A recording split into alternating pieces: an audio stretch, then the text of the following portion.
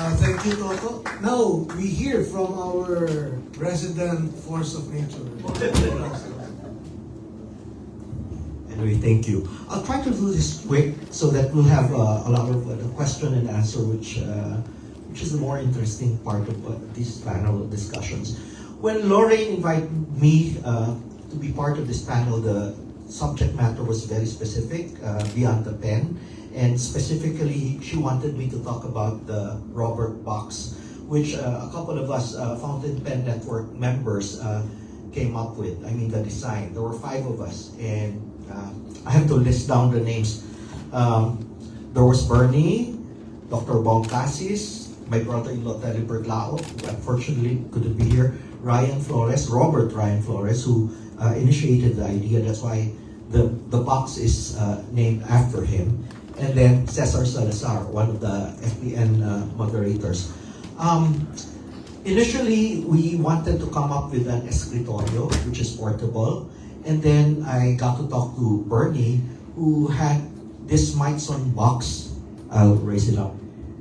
This is smaller. It's by a company called Smithson of Bond Street, circa 1887. They're a stationery company, and it's very expensive. So one of the challenges is she got it on sale, but you know, even at half the price, it's still very expensive. So not for mere mortals like us. Anyway, so it's small, but you know, as with other stuff na you'd like to come up with, you'd like to come up with a better design. Like this one is quite heavy and it doesn't have a handle. But before that, I'll show you how it looks like. Okay.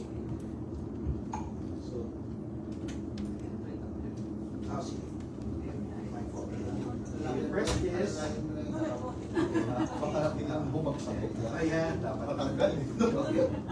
So that's it. There's a small desk where you could put your note card.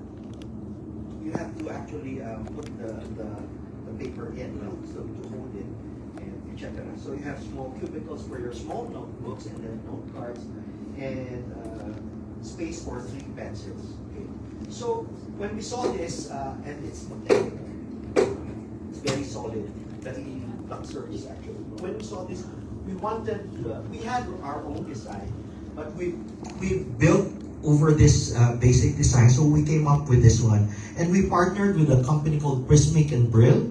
So they make really nice furniture, and this is less than a third of the price of that one. So you'd have a general idea of how expensive that is, even if you got it on sale. Okay, I believe you got it on sale. So this one of the first things we decided on is we wanted to have a handle, and then it needs to have feet, and then we wanted more slots for the pens, and then this is my abubot from last night, so I just pulled out stuff. So UP. So we came up with this design, and this was a design that took us about 6 months from the preliminary design way back October 2020 to its final execution in April 2021. It was a limited production run of 15. This is a prototype actually. We came up with brown and black, but this is a prototype. We came up with 3 prototypes, different colors. One is in orange, which went to the designer, and this one went to me, and the white one went to Corito. So there you go. So this is something, an escritorio that was a project for all our fountain pen ephemera.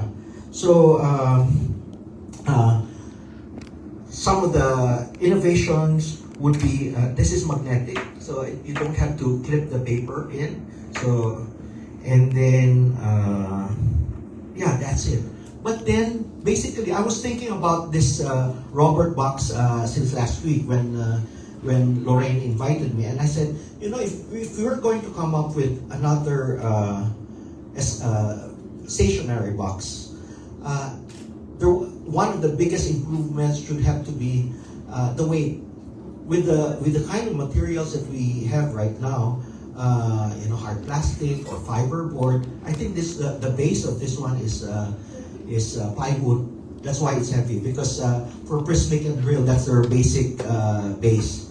So, but same as Corito, I've never met Matthew Brill, but he was one of the partners of Prismic and Brill. But we did the project. They sent in their designs. They had proposals. We did some measurements over the internet. We didn't even meet with the other collaborators face to face, because that was during the pandemic. Yeah, that was during the pandemic, October 2020. And shortly after, because we didn't want to come up with more, comes in Banjo, who came up with his Banjo box using ordinary carton, and then we had a competition. Which brings me to what I wanted to discuss during my session, because it's, for me, beyond the pen, it's not just the accessories, but it's the culture that goes with it. It's not just the pen, it's the interaction of the members, interaction with artists, actually. So one of the artists I'm going to work with, or I'm working with right now, is Jay Del Fiero of Jay Engraver. And he's done several pens for our members. And they're hand engraved pens. But before that, there are other artists that I've worked with, same as Corito, Erickson Arcilia, whose manager happens to be the son of Jack Cutico, who are good friends with me. Jack Cutico owns Stephanie Gallery Joaquin, a big chain of art galleries, the biggest chain in the Philippines, actually, and who is a client of our attorney Rafi Aquino here. And the manager of Erickson Arcilia is the son. I forgot his name. Nico. So Nico runs Art Underground, which specializes in young artists and sculptures. So the world is so small because I know the dad. And surprise, Erickson is one of the artists handled by Nico. So and I've met Nico during I think about just before the pandemic, and I've had several commissions done by him. There are it's not just Erickson Arcilia who's worked with who collaborated with FPNP members. There's also Marco Chris Magalona, who makes roll stops, pen stoppers. Yeah. So I did. This one was done by the Tarsier was done by Marco Chris Magalona. So, and then there's Jay. So maybe in the question and answer you can ask him. He drove all the way from Paracale, Camarines Norte. That's a 12-hour drive, staying overnight today to meet with some of his clients. So Romana was here earlier. Romana is one of his prolific clients, very interesting designs. And Attorney Alice also, this is one of her pens. What do you call it? The God of War or something? The God of War series. So it's a series of 3 pens. Just one? Okay. But you have other commissions with her, right? Okay. So this is hand engraved. And of course, there's a premium for hand engraved stuff. And then you get to see one of the brands being handled by Kailash here, the laser engraved. So different markets, and Jay will be in a better position to talk about it because he's very confident that this art will still go on because there's a big difference, and then it's mostly custom made for Jay. Jay started with engraving guns. Right, guns, lighters, etc., and then segued into fountain pens. So a fountain pen member probably found him and asked him to design stuff. Okay. About pen culture, there are events that has become regular the past so many years. this year we're on our third fountain pen collectors night, where about 50 pen collectors, not hoarders, are invited to come up with their collections and present their collections. So there's about, we try to limit it to 50 people, and then there's about 10 groups that stage their collections, and it's very interesting because what we want to encourage is, and this word I have to pronounce several times because I get tongue, I twist my tongue, pronounce it, connoisseurship. Okay, so we have to be connoisseurs. Okay, so I have to, anyway, so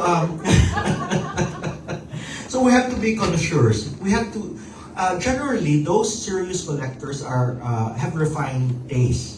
They're collectors of other things, and my theory is, pen collecting for the serious collectors are the distillation of their taste. They have other interests, and it takes tangible. It becomes tangible in their pen collection. So a lot of the pen collectors are also collect other stuff like art, different kinds of art, paintings, or maybe they're musicians, etc.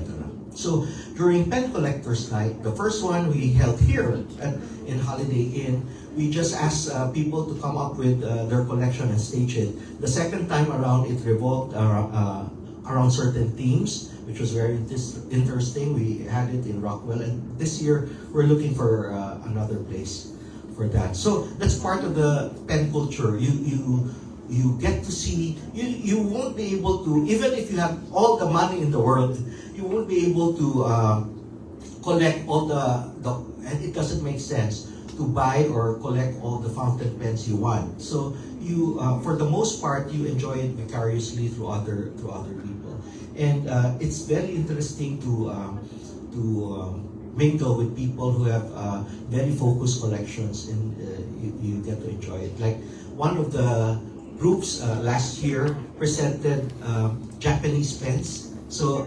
their collection encompassed almost all Japanese art pens and modern ones as well. Our group had the Mont Blanc, and then we almost had the complete Writer's Edition series, and so many patrons of art, etc. So, and then aside from that, which is very focused on collectors, for 2 years in a row now, for 4 years already, we had the Araw ni Rizal Fellowship, right? That's the day before my birthday. We're fountain pen members. Before my birthday, we get together. You know, this is for the most part fellowship, chatting, etc. And then last December, we had a themed event at Intramuros. So this is part of the fun of this is beyond the pen. It's the culture that surrounds the common thing is the love for fountain pens. It's not about our work or the things we do professionally, but our love for pens. So that's it. Thank you.